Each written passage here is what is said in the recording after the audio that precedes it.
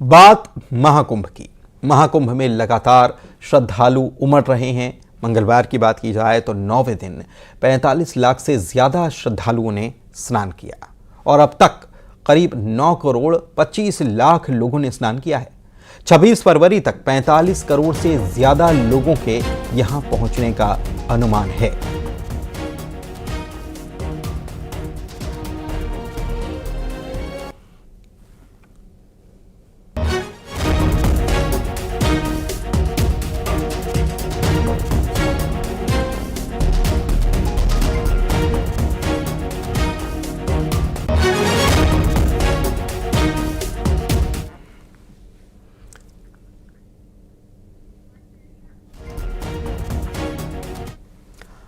और योगी आदित्यनाथ अपनी पूरी टीम के साथ सुबह सुबह महाकुंभ में पहुंचने वाले हैं। बैठक में योगी सरकार के सभी 54 मंत्रियों को बुलाया गया है। इस बैठक में प्रदेश को कई सौगातें देने वाली योजनाओं और प्रस्तावों को मंजूरी मिलनी है। 12 बजे कैबिनेट की बैठक होगी और कैबिनेट बैठक के बाद त्रिवेणी संगम तट पर पूरे मंत्रिमंडल के साथ सीएम योगी स्नान करेंगे। श्रद्धालुओं को असुविधा न हो इसके के लिए बैठक का स्थान भी बदला गया है। मेला प्राधिकरण के बजाय अरैल के त्रिवेणी संकुल में ये बैठक बुलाई गई है।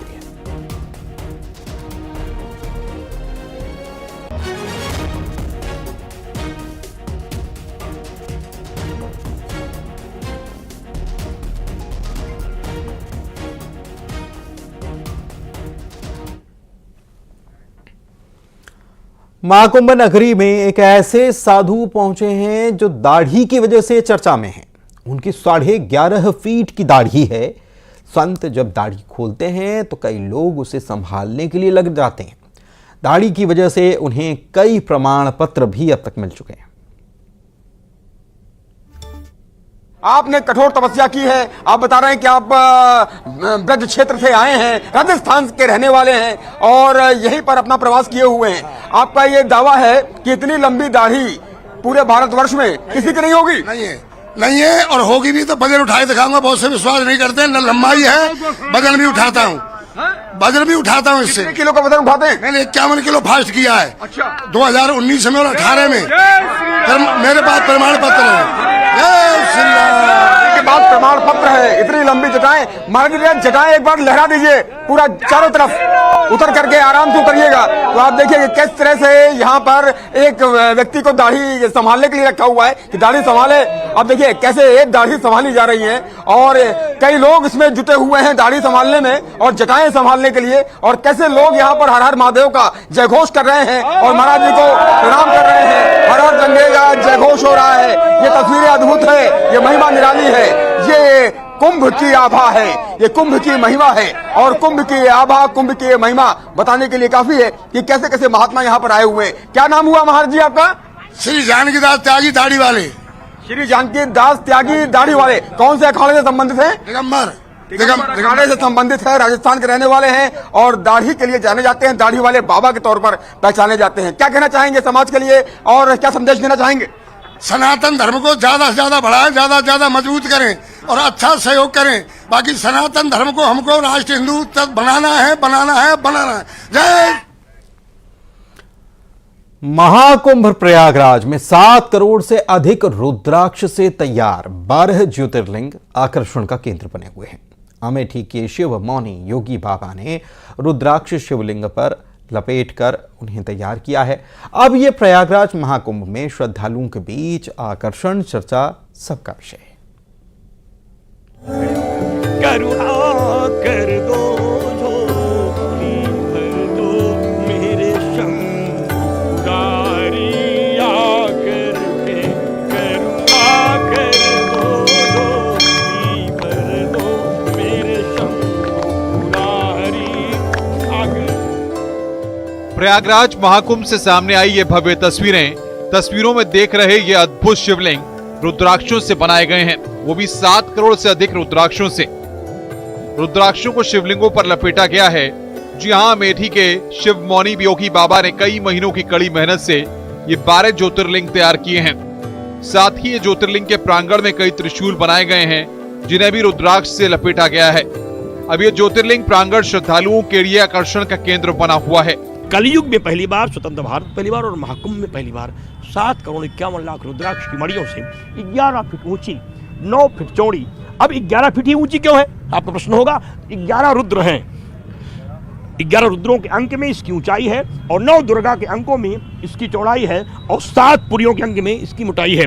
इसका जो शास्त्रीय मत है, सब शास्त्रों की दृष्टि से है, 12 ज्योतिर्लिंग पूरे विश्व में केवल भारतवर्ष में है। उन ज्योतिर्लिंगों की स्थापना की गई है और प्रत्येक ज्योतिर्लिंगों में 55 लाख रुद्राक्ष की मणियां समर्पित हुई हैं। कुंडों के साथ भगवान देवाधिदेव आदिदेव महादेव के उन दिव्यास्त्रों को भी स्थापित किया गया है, जिनकी संख्या 11,108 है। दिव्य त्रिशूल है, सभी त्रिशूलों के साथ भगवान के दिव्य त्रिशूलों का पूजन किया गया है। उनको भी रुद्राक्ष की मणियों से अलंकृत किया गया है। अलग अलग रंग के त्रिशूल अलग अलग मनोरथ की प्राप्ति के लिए शिव मौनी योगी बाबा ने लगाए हैं।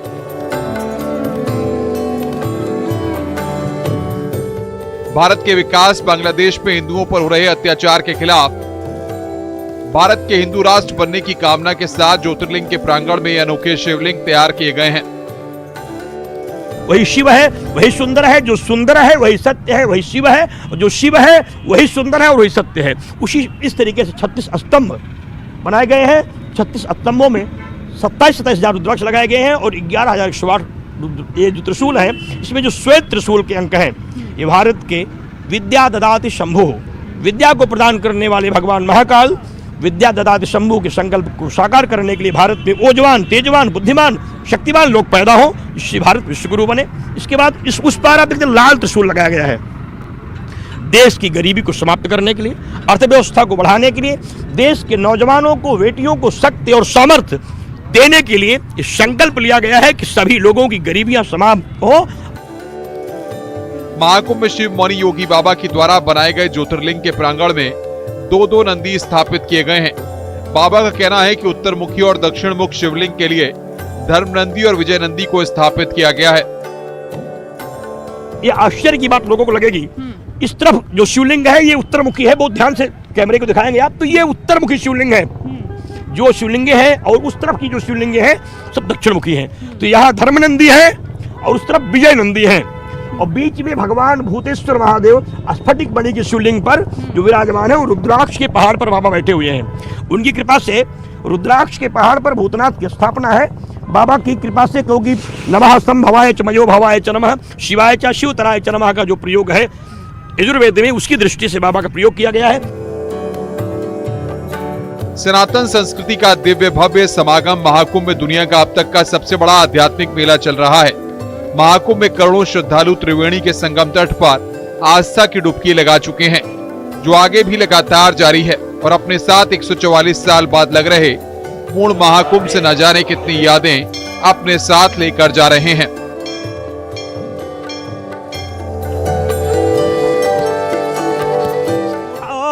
कर दो झोली भर दो मेरे शंभु पुरारी, आकर के करुणा कर दो झोली भर दो मेरे शंभु पुरारी, आकर के हम दीन दुखी है निर्बल है, मेरी आस सुनो प्रभुवर मेरे, सब पाप हरो संताप हरो, मेरी लाज बचा लो प्रलयंकर, सब पाप हरो संताप हरो, मेरी लाज बचा लो प्रलयंकर, गंगा में डुबकी लगाऊंगा मैं महाकुंभ में आऊंगा, प्रलयंकर का दर्शन करके सारी खुशियों को पाऊं। प्रयागराज में चल रहे महाकुंभ में डिजिटल अनुभूति केंद्र बनाया गया है। सोशल मीडिया पर यह ट्रेंड करने लग गया है।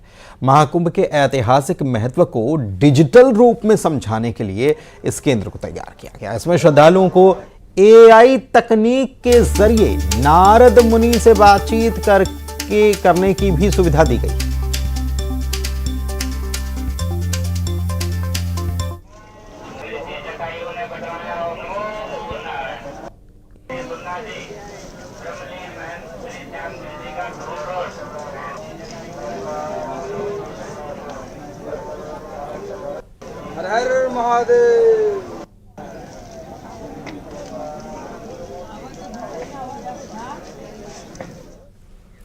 त्रिवेणी यानी कि वो जगह जहां गंगा, यमुना और सरस्वती की धाराएं मिलती हैं। बोट से त्रिवेणी पर पहुंचकर जलधारा के मिलन का दृश्य दिखा रही हैं हमारी संवाददाता अमनदीप। प्रयागराज मशहूर है संगम के लिए। मैं इस वक्त जहां पर मौजूद हूं, ये गंगा, यमुना और सरस्वती का संगम है। अब जरा मैं आपको तस्वीरें दिखाती हूँ।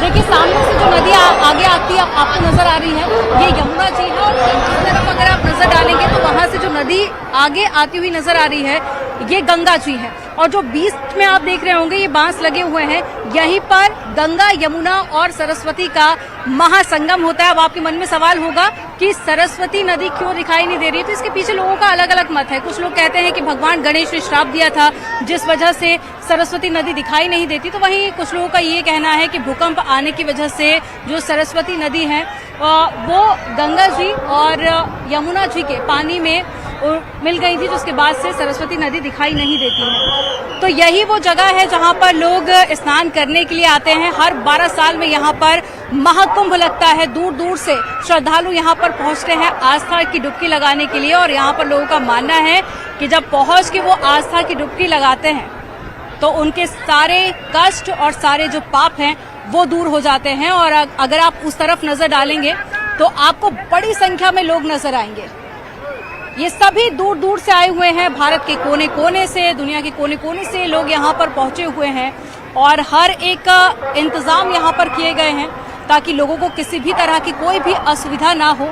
और कहते हैं कि भगवान विष्णु ने अमृत की जो 4 बूंदें थी वो यहीं पर गिराई थी। और लोगों का मानना है कि जब वो आके महाकुंभ में डुबकी लगाते हैं तो उनके सारे कष्ट और जो पाप है वो धुल जाते हैं। कैमरामैन योगेंद्र के साथ में मैं अमनदीप, न्यूज़ 18। महाकुंभ में आस्था की डुबकी लगाने अभिनेता अनुपम खेर भी पहुंचे। महाकुंभ की व्यवस्थाओं को लेकर अनुपम खेर ने सरकार की तारीफ की। कुंभ में साफ सफाई समेत तमाम व्यवस्थाओं को देखकर अनुपम खेर खुश नजर आए। बहुत खुश हूं कि मैं इस आयोजन में, इस समारोह में, इस सांस्कृतिक बल्कि स्पिरिचुअल आत्मीयता के समारोह में मैं यहाँ आया हूँ। और जिस तरह से यहाँ पर ये आयोजन हुआ है, जिस तरह से आम इंसान, आम साधु, आम लोग एक सुरक्षित वातावरण में, एक त्योहार के वातावरण में यहाँ हैं, ये एक अचंभित करने वाली बात है। और इसका पूरा श्रेय यहाँ के प्रशासन को जाता है, यहाँ के मुख्यमंत्री श्री योगी आदित्यनाथ जी को जाता है। मैं बहुत खुश हूँ। महाकुंभ प्रयागराज में देश विदेश से आने वाले श्रद्धालुओं के खाने पीने के लिए अंतर्राष्ट्रीय स्तर की व्यवस्थाएं की जा रही हैं।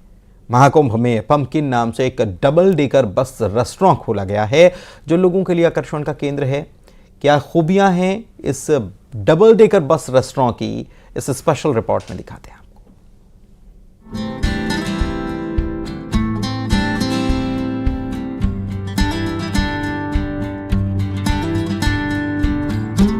महाकुंभ मेले में आस्था के अलग अलग रंग लगातार देखने को मिल रहे हैं। महाकुंभ में एक डबल डेकर बस लोगों के लिए आकर्षण का केंद्र बनी हुई है।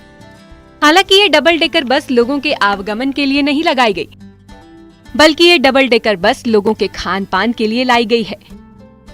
महाकुंभ मेले के सेक्टर 1 में बनाए गए मीडिया सेंटर पर डबल डेकर बस में रेस्टोरेंट की शुरुआत की गई। दावा किया जा रहा है कि ये यूपी का पहला डबल डेकर बस रेस्टोरेंट है। महाकुंभ मेले में एक डबल डेकर बस आई है जो कि चलने के लिए नहीं बल्कि खान पान के लिए है। और पंपकिन ब्रांड की ये बस आप देख सकते हैं कि किस तरह से अत्याधुनिक सुविधाओं से लैस है। इसमें काफी लोगों के बैठने की व्यवस्था है, खासतौर पर इसमें एसी भी है, फैन भी है और सीसीटीवी कैमरास भी इसमें लगे हैं जो आपको एक अलग अनुभव देता है। और इसके ग्राउंड फ्लोर पर आप देख सकते हैं कि यहाँ पर किचन भी है और जहां से यहाँ पर जो भी यहाँ पर तैयार होगा फूड आइटम वो यहाँ पर सर्व किया जाएगा। और ये अपने आप में यूपी का पहला डबल डेकर बस रेस्टोरेंट है, यानी कि ये डबल डेकर बस जो है वो फूड कोर्ट के रूप में इस्तेमाल की जाएगी। महाकुंभ में श्रद्धालुओं के खाने पीने को ध्यान में रखते हुए डबल डेकर बस में वेजिटेरियन फूड सर्व किया जा रहा है, जिसमें दावा है कि श्रद्धालुओं को सही कीमत पर शुद्ध और शाकाहारी खाने परोसे जाएंगे। ये पूरा बेसिकली जितनी भी रिलीजियस प्लेसेस हम लोग वहाँ वेजिटेरियन बेसिस पे ही इसको वो करेंगे। और फूड कोर्ट में जो हमने प्राइस रेंज रखा है अपने कस्टमर्स के लिए वो बिल्कुल मतलब फैमिली फ्रेंडली है और अफोर्डेबल है। देखिए स्नैक्स में हम लोगों ने जो बेसिक बर्गर, फ्रेंच फ्राइज और हरा भरा कबाब, ये बेसिक जो आइटम्स होते हैं उनका बेसिक नॉर्मल जो रेंज होता है जो आपको मतलब किसी रेस्टोरेंट से आप कंपेयर नहीं कर सकते कि रेस्टोरेंट में आपको हाई प्राइसेस आप पे करते हैं, बट आप यहाँ की जो मेन्यू रेंज देखेंगे नॉर्थ इंडियन स्नैक्स और चाइनीज का, तो वो बहुत ही अफोर्डेबल और कस्टमर फ्रेंडली है। इस दौरान डबल डेकर बस रेस्टोरेंट के खाने का लुत्फ उठा रहे लोगों ने महाकुंभ में इस तरह के कॉन्सेप्ट की बड़ाई की और कहा कि उन्होंने कभी नहीं सोचा था कि महाकुंभ में बाहर से आने वाले श्रद्धालुओं के लिए भी खाने की ऐसी व्यवस्था की जाएगी। ये फूड कोर्ट यहाँ पर खुला है और पहली बार डबल डेकर बस में, तो किस तरह का एक्सपीरियंस है? आप तो हमें लगता है कि चाय पी रहे हैं, क्या पी रहे हैं? चाय नहीं है, हॉट एंड सार सूप है। अच्छा, हॉट एंड सार सूप है और इन्होंने इसमें नींबू डाला है। अच्छा, लोग और कुछ चीजें जानते हैं लेकिन इन्होंने नेचुरल नींबू डाला है। कैसा टेस्ट है इसका? बहुत अच्छा टेस्ट है और इनका चिली गार्लिक नूडल जो है वो भी मैंने टेस्ट किया, वो भी काफी अच्छा है। मतलब गार्लिक है, ठंड में भी फायदेमंद, मजेदार है। और साथ में इनका कढ़ाई पनीर भी मैंने टेस्ट किया, वो भी बहुत अच्छा है। पनीर जनरली बाहर का पनीर लोग डरते रहते हैं खाने से, लेकिन ये पनीर इनका बिल्कुल नेचुरल है और बहुत बढ़िया से इन्होंने प्रिजर्व करके रखा। क्या कहेंगे आप इसको कि ये एक अच्छा कैसा एक्सपीरियंस है? बहुत बढ़िया। एक तो थीम है और शेफ भी बहुत अच्छा मुझे लग रहा है, क्योंकि जो खाना जो प्रिपरेशन अभी तक खाया हमने सब कुछ बहुत अच्छा लगा मुझे। कुल मिलाकर देखा जाए तो महाकुंभ में हर दिन नए रंग देखने को मिल रहे हैं। योगी सरकार की ओर से देश के साथ साथ विदेश से आ रहे श्रद्धालुओं को देखते हुए महाकुंभ में आने से लेकर यहाँ रुकना और खाना खाने के लिए अच्छी व्यवस्थाएं कर रही है। खास बात यह है कि ये पहली बार यूपी में इंट्रोड्यूस की गई है और इसकी प्राइस जो है वो भी ज्यादा नहीं है, यानी कि इसकी प्राइस भी जो है वो आपके जेब को ढीली नहीं करेगी। और यहाँ अगर आप महाकुंभ में आते हैं तो आपको एक अलग तरह का अनुभव होगा, अलग तरह का टेस्ट होगा, जैसा कि यहाँ खाने वाले लोग भी बता रहे हैं। कैमरा पर्सन हरीश साथ, सर्वेश दुबे, न्यूज़ 18 प्रयागराज। और इसी के साथ इस बुलेटिन में